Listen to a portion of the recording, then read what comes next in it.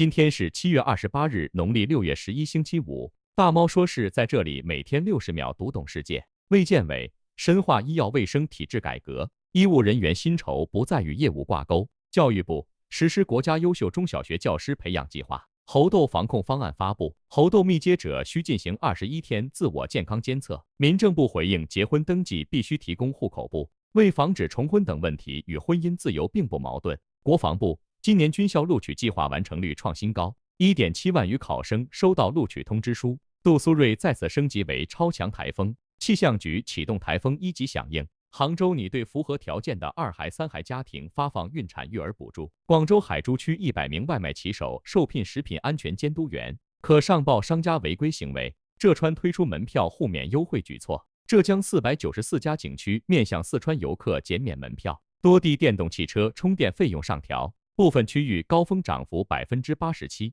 世界气象组织今年7月前3周为有记录以来最热的3周。加拿大林火过火面积超韩国国土，排放二氧化碳超10亿吨，已成全球性环境事件。玻利维亚国有银行开始用人民币交易，计划设立中资银行。美联储宣布加息25个基点，利率达22年来最高水平。乌议会批准战时状态再延长90天。微语，很多礼物上天会绕个圈子给你。